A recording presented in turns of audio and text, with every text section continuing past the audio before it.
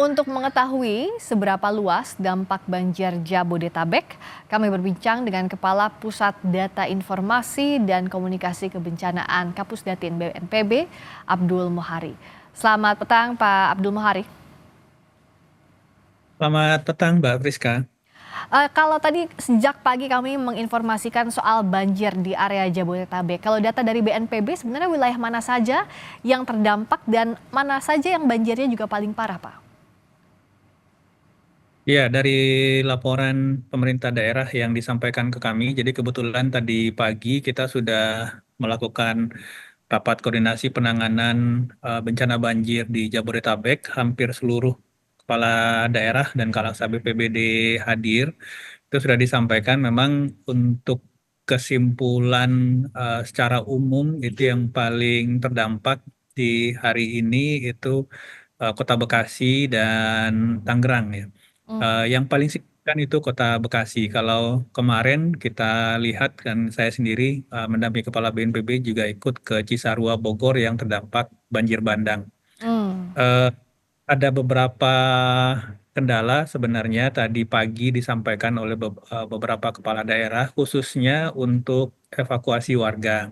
Ya. Yang kita lihat di Bekasi khususnya itu ada kendala kurangnya perahu karet di lokasi kejadian. Adapun perahu karet ada beberapa yang tidak memiliki mesin sehingga tidak bisa menjangkau daerah dengan ketinggian muka air lebih dari 2 meter. Hmm. Karena kalau karetnya tidak bermesin, maka ini akan didorong oleh personil di lapangan. Oh, Tentu oke. saja ada keterbatasan personil di lapangan tidak bisa masuk mendorong perahu ini di atas ketinggian muka air 2 meter. Nah, ini daerah-daerah dengan ketinggian muka air lebih dari 2 meter ini yang baru bisa dievakuasi dari siang hingga sore ini ketika kami sudah menambah atau menambah lagi jumlah alat perangkat berupa perahu karet bermesin yang didukung oleh personil TNI Polri dan Angkatan Udara, Hmm. Marinir, Angkatan Darat, dan juga Polri dan Basarnas. Tentu saja dari BNPB sendiri kita menambah jumlah perahu karet dengan mesin Hmm. supaya kita menjangkau daerah-daerah dengan ketinggian muka air lebih dari 3 meter tadi. Ya. Jadi visual-visual yang tadi kita lihat, ada ibu hamil yang masih bertahan 9 jam ini sebenarnya adalah warga-warga yang terjebak di daerah dengan ketinggian muka air lebih dari 2 meter. Nah, Oh. ini baru optimal kita evakuasi setelah penambahan jumlah unit perahu karet dengan mesin tadi antara jam 12 hingga jam 1 siang ke bawah ini. Jadi Ya. untuk yang hingga sore ini itu sudah cukup optimal. Nah, beberapa hal lagi yang sudah kita lakukan, tentu saja masyarakat ini ketika sudah kita evakuasi dari rumahnya, ini kita taruh dulu sementara di tempat evakuasi, ada yang berada di rumah saudara. Bagi mereka yang ada di tempat evakuasi, tentu saja kebutuhan logistik makanan dan non permakanannya harus kita penuhi. Ya. Hari ini saat ini bulan Ramadan, tentu saja ada kebutuhan untuk buka puasa. Dan buat mereka yang terpaksa tinggal sementara di tempat evakuasi ada kebutuhan selimut, matras, hygiene kit dan seterusnya dan tentu saja untuk sahur ini juga kita lengkapi karena kebetulan salah satu tempat evakuasi yang digunakan di Jati Asih di Bekasi itu adalah gudang logistik BNPB, Mbak Friska. Oh, oke. Ya. Nah, Pak, untuk tadi tempat evakuasi sementara di mana saja bisa dijelaskan, Pak? Untuk sementara ada beberapa titik yang kami pantau, ada masjid di sekitar kawasan Jati Asih dan yang paling banyak saat ini dari laporan yang datang ke kami itu di gudang logistik BNPB di Jati Asih karena posisinya persis di depan pintu masuk klaster Pondok Gede Permai itu. Jadi sebelum masuk Oke. itu sebelah kanan itu gudang logistik BNPB. Oh, seperti yang Jadi tadi ini yang digambar ya, Pak, ya. Jadi dari komplek itu langsung masuk ke ya, gudang logistik BNPB itu ya? Yang ya, sebelah kanan ya, itu jalannya. gudang logistik BNPB. Jadi itu sementara kita fungsikan untuk tempat evakuasi masyarakat. Tentu saja permakanannya kita lengkapi, non permakanannya kita lengkapi. Nah, yang ketiga yang paling penting sebenarnya untuk menurunkan debit air ini tentu saja intensitas pemicu bencananya harus kita turunkan, yaitu curah hujan. Tadi disampaikan Kepala BMKG bahwa sampai 2-3 hari ke depan itu masih akan turun hujan dengan intensitas cukup tinggi sehingga mulai hari ini siang tadi kita sudah operasi modifikasi cuaca, Ya. Mbak Friska. Jadi kita Oke. mulai untuk menurunkan intensitas hujan di kawasan puncak. Jadi target utama kita daerah kota Bogor, Puncak, dan sekitarnya supaya debit Katulampa bisa turun.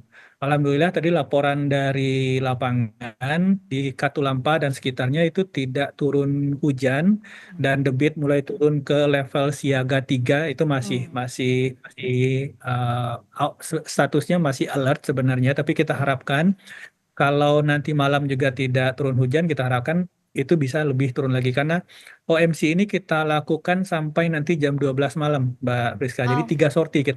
Hmm. Jadi siang itu, kemudian sore ini sedang naik 1 sorti lagi, dan kemudian mulai lagi nanti jam 8 hingga jam 10 malam.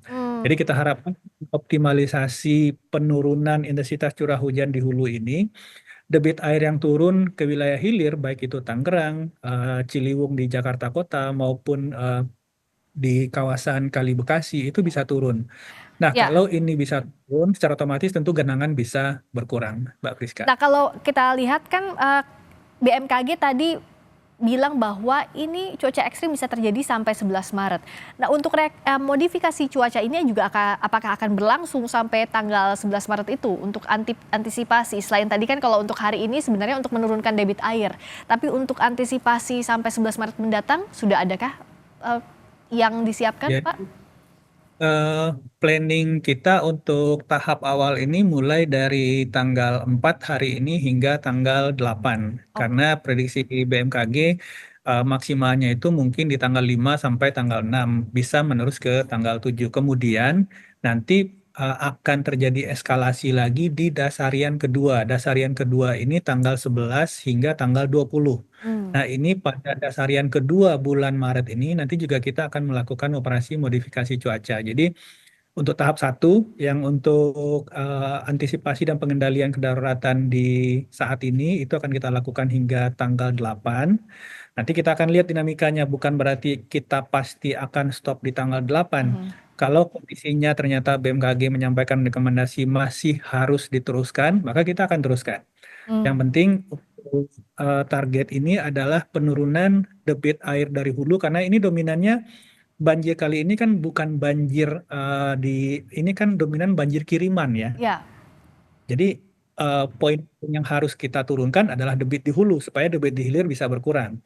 Nah, ini target kita memang itu supaya debit Katulampa, debit di hulu Ciliwung, debit di hulu Citarum, debit di hulu Kali Bekasi itu bisa turun secara signifikan, Mbak Mhm. Friska. Nah, untuk yang terdampak di Bekasi misalnya, itu kan ada 16.000 orang, Pak. Tadi evakuasi sudah ada di gudang logistik BNPB. Hitungan sementara berapa yang masih harus diselamatkan dari rumah masing-masing? Untuk eh, hitungan data sementara untuk di Bekasi saja itu ada 18.300 jiwa Oh, terdampak. Nah, 18.300. ya, update per sore ini, tetapi yang kita masih melakukan pendataan sebenarnya yang sudah kita evakuasi itu sudah berapa kakak, berapa jiwa, karena tidak semua warga yang kita evakuasi ini kemudian tinggal di tempat evakuasi yang terpusat. Hmm. Mereka lebih banyak pilih di rumah kerabat, di rumah saudara yang tidak terdampak banjir. Ini sebenarnya pendataannya menjadi agak agak rumit karena Mhm. cukup sulit untuk kita bisa memastikan berapa yang sudah terevakuasi, berapa yang sudah yang nantinya kebutuhan logistik dan seterusnya. Tetapi pada prinsipnya dalam kondisi kedaruratan ini dukungan logistik kami lebih baik lebih daripada kurang gitu ya. Ah, ya Jadi betul. kita dropping kebutuhan logistik baik itu permakanan maupun non permakanan eh, dengan kapasitas maksimal kita yang ada di gudang logistik kita di Jati Asih, didorong juga dari kantor pusat BNPB. Nanti kita akan menyesuaikan dengan dinamika di lapangan. Kalau sekiranya dibutuhkan tambahan, BPB sudah siap dengan cadangan logistik yang ada, Mbak Hmm. Priska. Terakhir singkat saja untuk perahu bermesin yang masih dibutuhkan, perahu karet bermesin berapa Pak untuk hitungannya agar evakuasi ini bisa berjalan maksimal esok hari? Untuk sementara BNPB di Kota Bekasi akan menambah satu lagi Hmm, dan tadi ada permintaan untuk Kota Depok satu unit. Jadi dua ini akan kita geser harusnya sore ini atau malam nanti sudah bisa sampai di lokasi. Oke, dan saat ini juga tadi seperti data terkini, izin saya tegaskan kembali bahwa ada 18.300 jiwa yang terdampak di Bekasi dan antisipasi penanggulangan kedaruratan ini akan 4 sampai 8 Maret dan evaluasi berikutnya 11 sampai 20 Maret. Prioritas utama seperti ini betul ya Pak Abdul Muhari ya? Benar, Mbak Friska? Mhm. Dan kebutuhan logistik jika ada yang ingin membantu disalurkannya kemana? Apakah ke gudang logistik BNPB tadi sebagai salah satu yang terpusat untuk titik evakuasi? Ya, tentu saja pasti sangat banyak saudara-saudara kita yang ingin membantu warga yang terdampak di Bekasi, tidak hanya di Bekasi mungkin ya. Ini memang bisa disalurkan langsung baik itu ke gudang logistik BNPB di Jati Asih ataupun bisa ke kantor BNPB di Ya, Geraha BNPB di Matraman ya, atau bisa di BPBD setempat. baik. Jadi kita harapkan bantuan memang bisa terpusat sehingga proses distribusinya pun bisa lebih efisien, Mbak Friska. Semoga bisa segera tertangani agar saudara-saudara kita bisa kembali ke rumahnya masing-masing melanjutkan kegiatan. Terima kasih juga atas informasi terkininya Pak Abdul Muhari, Kapus Datin BNPB. Selamat malam, terima kasih Bapak.